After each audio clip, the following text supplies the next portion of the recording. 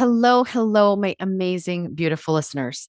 Glad you are joining me. I am kicking off a series of episodes that are coming up that are more geared to helping you understand how to navigate and heal from and find empowerment through those destructive behaviors that you've experienced in your relationship and post divorce, that abuse that is often escalated post divorce when you decide to separate or when that marriage is ending.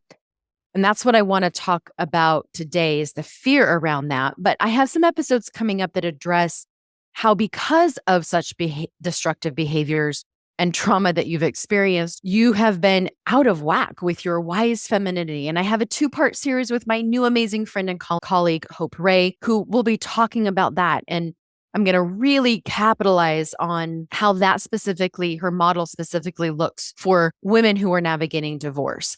But there's so much good information there. Women who've navigated their way out of IPV or intimate partner violence. So no matter what areas of those behaviors you can relate to, one is not worse than another. It's all destructive and it all has incredible impact on your entire central nervous system. So I want to help you learn what that looks like, those destructive behaviors, and offer tools to help you heal so that you can step into having an empowered divorce. So I want to ask you a question right now. Are you feeling an intense amount of fear right now in your journey? Perhaps you feel paralyzed by the fear of the unknown. And there are so many things to fear in this journey, right? Fear of how you will provide, fear if he doesn't pay child support, fear of how you will make it alone, fear of being alone, fear of the impact on your children that the divorce has or the destructive behaviors from your ex will have. Fear of working and now leaving your children. And that's just to name a few, right? So today, I want to specifically talk about the fear that comes after the decision to divorce is made and you're moving forward with proceedings, and that post-divorce fear due to the escalation in destructive, abusive behaviors and communication that are happening. And for those of you who are relating to that experience right now, or you're experiencing fear, that future fear, my 2 goals today in this episode is first, to validate and hold very sacred space for that fear that is showing up. This is not an episode to tell you that you shouldn't feel fear. It's not an episode to tell you, hey, you need to have more positivity and faith. I will offer a few steps that you can take to slowly take steps out of that space, but only when you're ready. Because the truth is that I have found, not only in my own journey, but working with numerous women and men around just fear, is that there is a time that this serves you. And believe it or not, I know if you're like me and you grow up in with a very religious background, fear was of the devil and faith is all that we should practice. But when you are navigating abuse, when that's been a part of your story and it is a current part of your experience because the abuse escalates post-divorce, then we want to be aware of the tiger behind the bush. When we still have not yet got our footing underneath us, that grounding where we have yet to cultivate a sense of empowerment, where we've yet to really cultivate the certain part of healing in the journey that helps to dissipate that fear, fearing what this person is threatening, where active threat is happening. I will never tell you to just have more faith or to move out of fear. Because right now, you need it. You need it to stay safe and to self-protect. And that's what I really want to address today. We'll talk about different types of fear. We'll talk about moving out of fear, and we'll talk about when fear doesn't serve you. But today, I really want to validate the space that those of you who are in right now, where we want to accept and embrace this emotion right now, because we want to see how it can serve us. And just that little shift right there, just that shift of accepting this and not making yourself wrong is going to do more for you than you might realize. So that's kind of the goal of the episode today. Many of you who are divorced and still feeling fear about speaking your truth, the fear of sharing your story, where you fear living and creating the life that you want because there is still active abusive behaviors and communication happening and often escalating, like I mentioned. When you are afraid of that retaliation and when statements are made like, don't make me pull the trigger, even if that's a proverbial trigger, it is still a threat. And fear is going to get nice and comfy and stay very close when threats are still being made. Many of you are facing court hearings and mediation and trials. Some have been dragged out for years. And I can't yet find a word that describes the fear going into those proceedings when you are up against a narcissist, abuser, manipulator, someone who puts on a great show for everyone else, and you're afraid that they won't see through that facade. I mean, I didn't see through it for 18 years. So why would this judge, this lawyer, see right through it? Right? I mean, that makes total sense why you would fear, especially when you've never been to court, when you don't know what that looks like. Your brain, your human brain, is going to be the most creative during these times. It's going to come up with every possible scenario, scary scenario of how that whole court thing is going to go down to protect you because it thinks if you figure it all out, then it's not going to be as painful. I get it. It makes sense. Even though ultimately when like I had a couple clients actually that just had court this week, but one of them in particular, we were able to in our individual sessions play out those fears. We were able to walk through, okay, let's just lay it all out there. Let's see what your brain is offering here and see so if that worst possible scenario actually does happen, what are our options? What does that look like? What does that feel like? And that's where doing those one-on-ones can really be beneficial. It helped her feel a little bit more prepared for all of those worst case scenarios, even though she returned and reported afterwards that none of those worst case scenarios actually happened.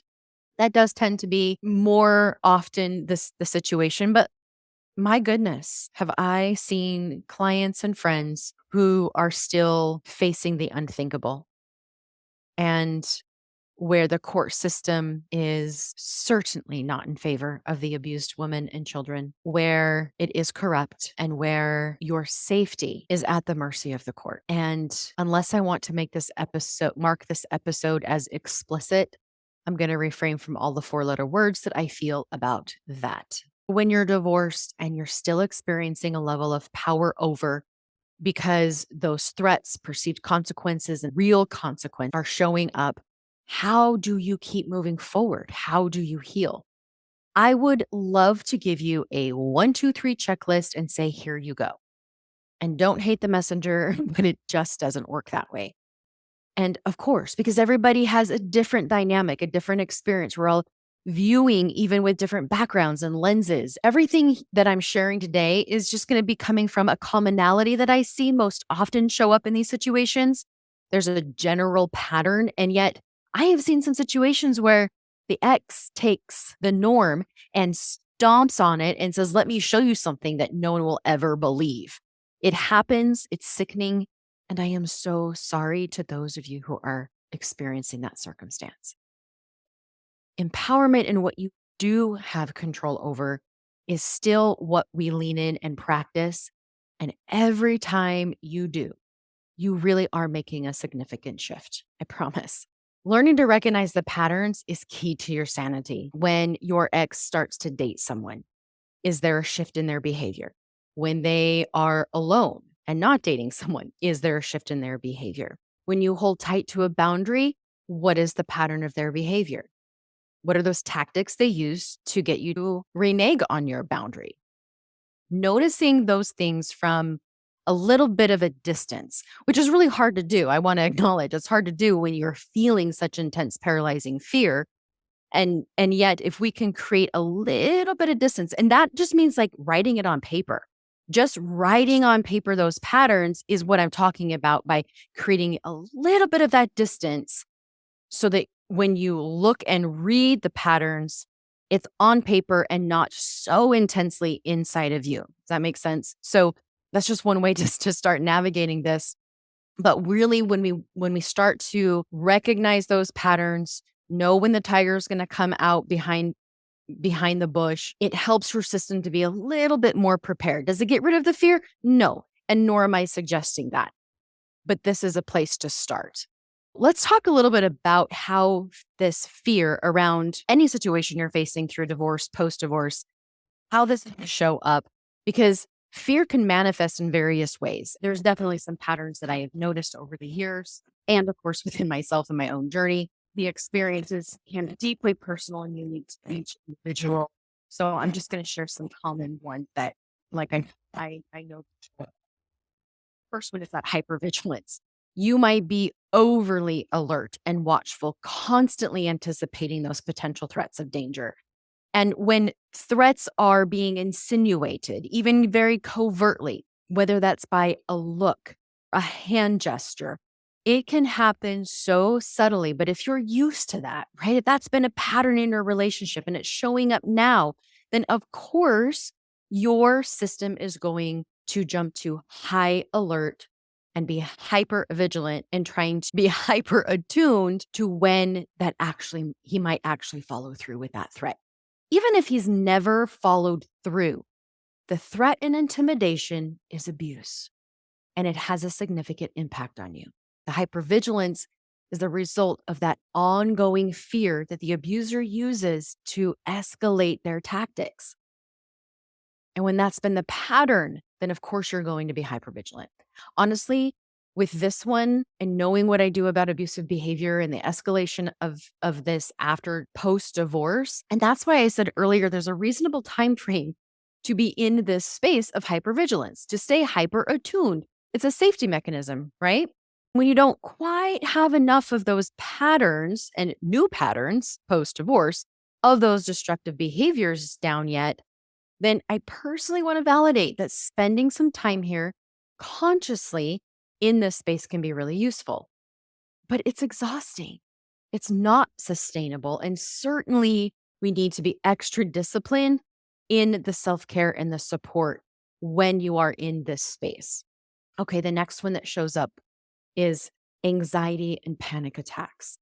These started for me in the marriage, and I had no idea what a panic attack was. I drove myself to the hospital. The first one happened after he had thrown a laundry basket at me down the hall. My daughter saw it.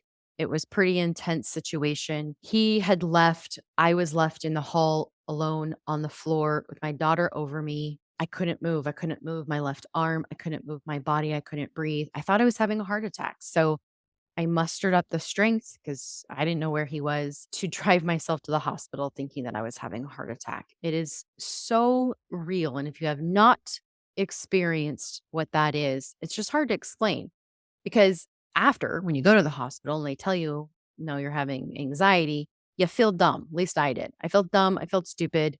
I felt like I just wasted a bunch of money and a bunch of people's time. And then I was just super angry. It is a real experience. Fear can lead to that heightened anxiety because you're holding your breath. You're tensing every part of your body. You're anticipating the tiger jumping out behind that bush, and you don't know when it's coming. This is when you might notice yourself really, and this is a PTSD symptom, you're really sensitive to sound, to loud noises. Every bang, every door closing, just a little bit louder, the doorbell, whatever that is, to trigger this because you're so tensed all the time and you're holding your breath and you're anticipating, you're in that hypervigilance, then it is a recipe for panic attacks. Also, you might be struggling with racing thoughts. When your brain is racing through those scenarios, all of those fearful what if future fear scenarios, then that has a visceral effect on your physiological body. And so it becomes more tense and more tense and more tense. And it's you're literally experiencing the fear of that perceived event in the present moment. I mean, honestly, that's what's happening. And that's why, in general, you'll hear a lot of professionals talk about why fear isn't healthy, it isn't serving you, and why we want to move out of that. Okay, yes, it makes sense when we're talking about the body. and what fear does to the body, why panic attacks are a symptom of this type of fear. Another way that this shows up is those flashbacks, those trauma triggers. How many of you are having nightmares? How many of you are having nightmares around past experiences and then they're just exacerbated, they're escalated, they're even more dramatic. And I don't say dramatic to minimize the experience at all. It's extremely more fearful. I would wake up in complete sweat because I had a nightmare about something that happened. And here's what's interesting. And a lot of you, I think, can resonate with this because a lot of our journeys through betrayal and then divorce is that you didn't get full disclosure. You don't have all the information. You don't know exactly what happened. So your human brain is still trying to find the pieces to those puzzles. So it's going to make it up. It's going to try and make up stories and scenarios to give you some sense of, hey, it's saying, hey, here's a piece to the puzzle. It doesn't fit, right? Like it doesn't fit the puzzle, but your brain's going to offer you this piece to try and make it fit because that's what healing is. And that's one of the tragedies of this experience when you are divorcing and you never got the whole truth. You don't have full disclosure. And so trying to find closure without full disclosure is really, really difficult. In fact, that's why I'm in the middle of creating a course specifically called Finding Closure Without Disclosure. Follow me on social media and the show notes because I will put that up when the workshop is available. But that's what's happening right now with the flashbacks, with the intrusive thoughts, with the triggers, these nightmares, is your brain's trying to offer you a story. And it's going to offer you the worst case possible story. That's the human brain's job as a way to, hey, here's a piece. Here's a piece that might fit in that puzzle so that we can finally be at peace. Nope, doesn't fit. So it's going to keep finding them. Hopefully that makes sense. It might sound really crazy or confusing, but this is what your brain is designed to do. And at some point, we'll talk about how that actually is amazing and brilliant, and we can learn to love that, but not today. Okay. Another way that it might show up is the social isolation. You're going to be more reserved. You're going to withdraw from friends, family, social activities. You're going to avoid any potential threat. Now, your brain's going to determine unrealistically what potential threat might look like right now, and that's okay. For example, all men might be a potential threat. Now, realistically, no, there's really good men out there still. But right now, your brain is like, no, all men equals tiger, death. And we want to honor that space right now. It is serving you, believe it or not, right now. Also, that fear of being judged by others is also going to lead to that social isolation. Shame. Shame is going to show up, especially when the comparative brain is kicking in. You're looking at all these other happy couples and happy families and happy lives and happy, happy, happy. And you're going to feel guilt or shame and isolated. Like, why am I the only one that isn't having a happily ever after? And so that's going to cause you to retreat, to hide, to withdraw. A lot of people don't get what you're going through, and that's okay. Let's just honor where you're at and know that you don't have to stay here. You will move when you choose it. And it might not be right now. These impacts of intense fear when post-divorce abuse has escalated can be paralyzing and have an impact on how you parent and on just how you show up in life. For a long time, I felt like I couldn't really be me. I couldn't be authentic to what I've experienced. So there was still this level of vulnerability that I was hiding, and a big part of me that I felt too scared to show people, to tell people my story. Because when I did share and he knew about it, I was verbally and emotionally attacked and physically intimidated. And that felt like death. When they are in your face, backing you into a corner, any kind of physical or emotional intimidation is still abusive behavior, and it's scary. So I just want to offer you that beautiful first step of awareness and learn to recognize how these manifestations of fear are a normal response to the trauma and abuse. You are not crazy or weak. Also, why trying to navigate this on your own is near impossible. So, seeking out support to better learn these tactics and how to safely manage them is just crucial. So, why? Why does fear intensify after divorce? There's a couple common factors that play into this, and one of them is that loss of control. Abusers thrive on maintaining control over their victim. When a survivor of abuse decides to leave the relationship through divorce, the abuser then feels a significant loss of control in so many different ways. And so, in response, they're going to escalate their tactics to regain some sense of that power and control that they need to usurp over you. And that's just going to lead to heightened fear for you, the survivor. Retaliation and revenge escalates. So, your ex may view your decision to leave, your decision to, oh, I don't know, go to court and get what is rightfully and legally yours as a form of betrayal, believe it or not. And so this can trigger their feelings of anger and resentment and desire for revenge. And that's going to lead and resort to more escalated aggressive behaviors, threats, harassment, physical violence, so that you are punished for leaving, so that you are feeling punished for going after what is rightfully and legally yours. Some of you might feel like asking, oh, I don't know, for half of the house is asking too much. Some of you might feel like asking for alimony is too much, or somehow you're being ridiculous to insist that you get child support. This is a common tactic, and I see this show up so much with my clients where they are feeling guilty for fighting for what is rightfully theirs because of the tactics that the abuser uses with revenge and retaliation to punish you. Another reason why fear intensifies after divorce is the change in dynamics. Divorce in of itself signifies a shift, right? A shift in the relationship. And so they're going to see this as a challenge to their authority, to their dominance. And in order to reassert their power, then they're going to try new tactics. I always call it, they're going to find the back door, right? They're always going to find a door. And anytime you leave a door open, they're going to shoot right through that door, which is why boundaries is so important. We'll talk about that another time. You might be experiencing tactics that you've never seen before, that you could never possibly imagine this person was capable of. But that's what's happening, right? Is the dynamics have shifted. So now they have to shift their tactics and create an atmosphere of fear in a new way for you, the survivor. They know when you feel uncertainty. They know when you feel fear. They know when you're teetering that line of backing down, and they're going to just push and push and push. Another way is the financial dependence. For those of you, and many of you are in this situation, I was, when you've been dependent on his role bringing in the finances because your equally important role has been in other areas of the relationship.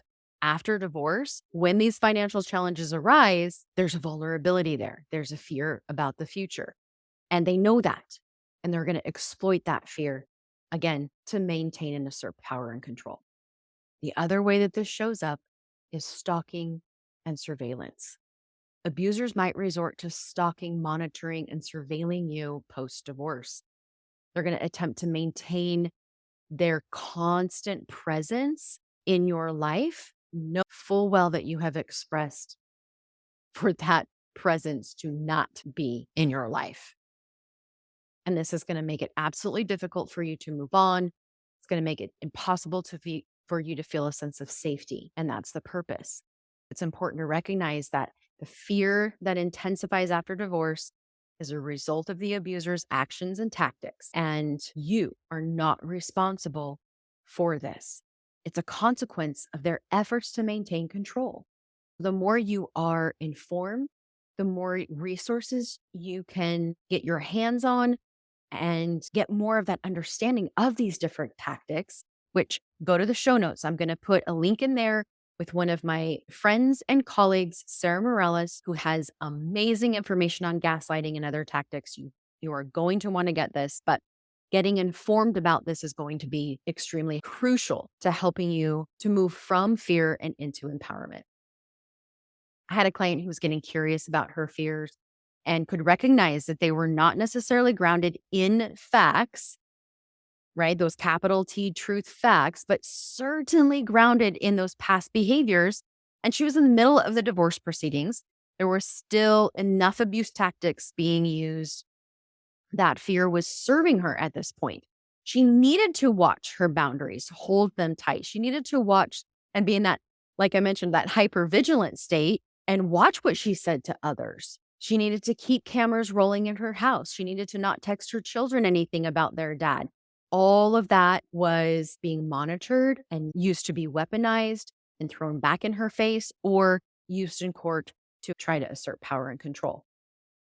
After some patterns, she was able to watch and adjust some boundaries, adjust her thinking around it. She started to practice letting go of fear in just very small, tangible ways and trusting herself, taking her power back.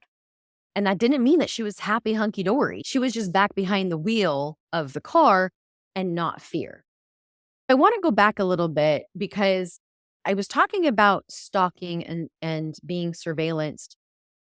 And I wasn't going to share. I don't know if I've shared this before. Sometimes I share this in private settings and I just lose track. But anyways, I experienced this post divorce where I was being stalked and surveillanced. I was so afraid of every little thing I did during and right after a divorce. I mean, where there is still a threat to your safety and children, then yeah, fear makes sense. But one particular time when there had been multiple visits to my door, leaving notes and items in what seemed to be an attempt to win me back, and they were delivered on his bike with a drop and dash experience. Notes like, "We want our Amie back. Where did she go? Come back to us. We miss her," shit like that.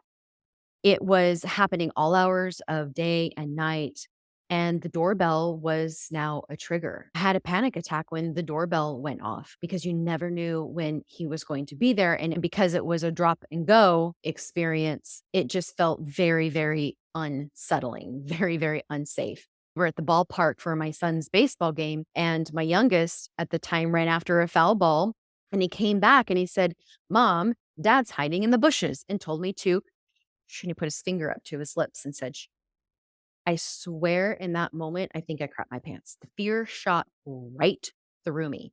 I can still feel the shakes coming on just as I think about this experience during that time. Like I feel inside my body right now, like the trembling. When I recall the experience of being watched and you don't know, of being followed and you don't know where they are or when they're going to show up. I was finally able to obtain a restraining order, to which, of course, he thought was uncalled for. And what in the world did he ever do to warrant that? Hmm, I don't know. That was scary for me to take that to the courts and to get that restraining order. I was terrified. I was terrified I wouldn't get it. I was terrified what he would think and do if I got it, what his family would think and do. But I needed safety.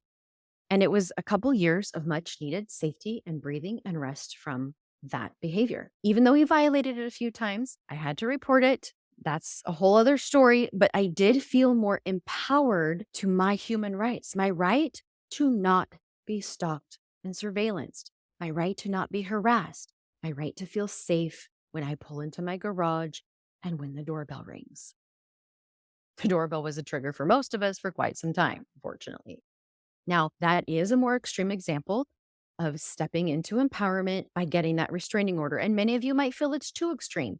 I get it. I did when it was suggested to me to get it. I thought this is too extreme. But nothing is more important than your safety and your ability to live in your space without feeling threatened. That is your God-given human legal right. It took me a while to believe it.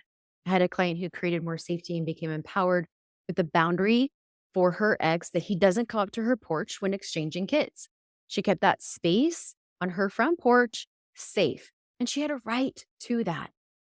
I had another client who meets in a neutral space to exchange children. Yes, it takes more planning and a little bit more time, but her mental and emotional safety is worth it. She feels more empowered and stronger, and can also see that if she holds to that boundary, things may be harder with a pushback at first, but the less she absorbed that pushback and held her ground, the more free she felt to take care of herself in her healthy healing space. When there's been so many fear tactics used in marriage and then post divorce, it really is critical for you to get that time to ground and center.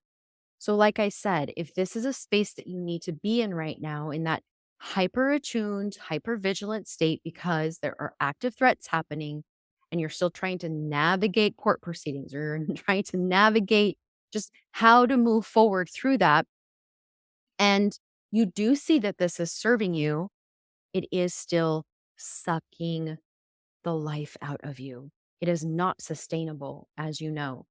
So you've got to be way more intentional about your self care and grounding, like way more intentional. The reality is, fear does take you out of your agent power mode. Making decisions, seeing options, and truly assessing your situation are going to be impaired when you are coming from that place of fear. So this may require you to not make decisions in the moment right now. Having a lawyer to help you make those decisions, having someone that you trust that knows your wishes and cares for your well-being and your children, maybe relying on them to make decisions in this moment. But right now, when you're not in conscious choice because fear is in the driver's seat, probably not the time to make decisions. And personal boundaries are needed right now until you can get grounded and get clarity about the facts, about the reality and what those options are. And sometimes that means a phone call to your lawyer so that you can legally have someone to back you up. That might be like, hey, this is what I'm feeling threatened by and what he's saying. Is there any legal ground to that? And I get it. Lawyers charge every time you call. It was so worth every dime to have my lawyer as that third party where he only communicated through my lawyer. And I was dumbfounded at how many times I would get the email, I would get the threat. I knew my lawyer was getting that email, and I would just wait in anticipation, like waiting to have my lawyer call me and be like, hey, you can't do this, or hey, you really need to stop, or hey, right? And it didn't happen. And the deal was my lawyer wouldn't even bother contacting me and wasting my money if it was a ridiculous threat or request. And the amount of ridiculous requests and threats was shocking. It was humbling because my dad was right. So many of those. But I mean, trauma PTS brain didn't believe anybody at that moment except a lawyer. But it really was to learn just how much power and control he had over my mind in getting me to believe that what he said was true and the threats and the things that he could do were legal. So if you're in that position to get help with that extra lawyer fees, it really can be worth helping your central nervous system to calm down a bit. It really is that transition to being in the relationship with an abuser and someone who convinces you to believe their threats and lies. It's all you've known. And so now getting professional help and advice can really help set that straight. So support groups, mindfulness practice, coaching, therapy, self-care routines are all critical in calming the fear and practicing empowerment. Okay, so again, validate every single one of you who are listening to this and are assessing, yep, I am in a space where I need to feel this. I want to offer you 4 steps to help you transition from fear to empowerment. And even if you're not ready, I really encourage you to listen to these so that they're kind of playing soft, it's like the elevator music, right? It's just in the background. It's kind of annoying, right? But you hear it and you know it's there and you know it's available. But right now, it's just a little annoying.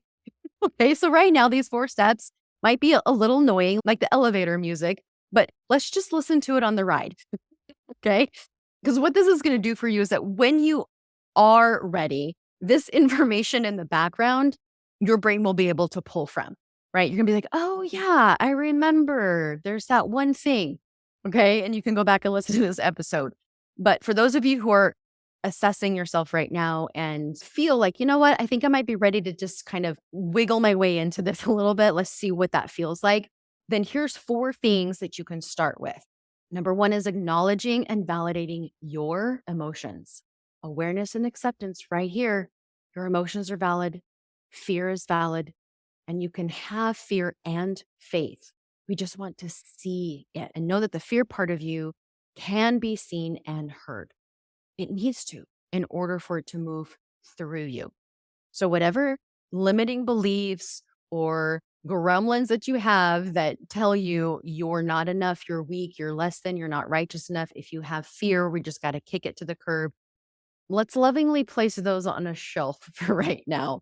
And let's just look at the fear. Let's create a little bit of distance. So maybe that's writing it down. Maybe that's talking it out. Maybe that's getting coaching and do what I'll do with my clients. All right, let's hear it. Let's play out that whole entire fear and see it and look at it.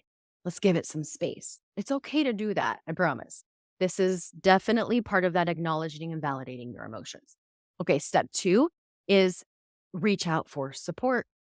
Y'all, safety, support. Those two things come first.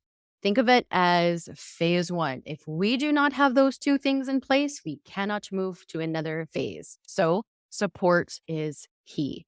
This is where my divorce support group is so powerful. These women who are going through very hard, fearful things. They have a safe place to share.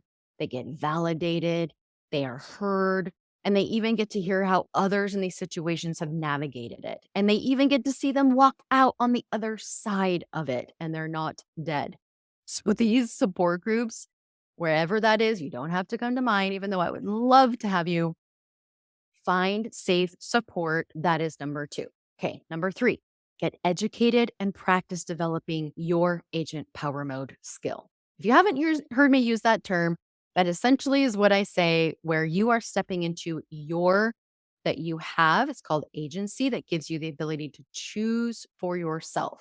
So it's just fun. I just call it step into your agent power mode. The more you learn about these tactics and abuse and manipulation, you can better empower yourself to take back control before it is taken from you or you give it away. So learning those coping skills, triggers, and learning how to communicate boundaries in a safe and healthy way can really boost your confidence and your self-esteem here. And the last one is set very small, achievable goals, because when you break down your journey into very manageable steps, it leaves less room for those future fears. So it's, what is the next wise step for me right now? And then celebrate that for yourself when you practice. Notice I didn't see achieve or perfect if we're just practicing. So if you practice communicating a boundary clearly and in a safe way for you, and then your fear part speaks up and you back down and give in or whatever, it's okay. We're going to practice again. My friend said to me the other day, I just want to know when what he does or doesn't do will stop affecting me so much and causing me so much anger. And here's the truth. As long as another human being is breaking your boundaries, behaving in destructive ways, and engaging in abusive behavior and communication, I hope you will always have an anger part there to warn you and let you know that this is not okay. It's not okay. So the answer to her question is never. And thank goodness. Part of me having an empowered divorce is acknowledging and validating and learning to love these parts that feel, that warn, that protect. I can acknowledge them and I can let them know very lovingly, hey, thanks for letting me know, but I am safe today. I do have boundaries and I can protect myself now. I acknowledge the anger, I validate it, and I practice using my agent power mode to stay in my control bubble. Then the anger can move through me. It is hard, it is tricky, but it is not impossible to ease the fear and have an empowered divorce, because you are the chooser in your life, and you can start choosing and practice easing the fear parts and choosing the empowered parts, because you can. Take care, everybody.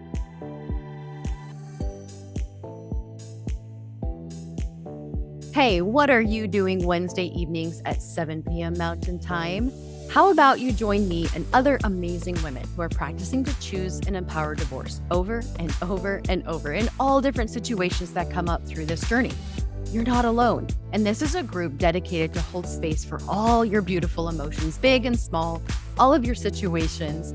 And these women are just so cool, so validating and so encouraging. I just love it. Safety and support are the two first steps. Healing. So come on over, join today, and I will see you next week.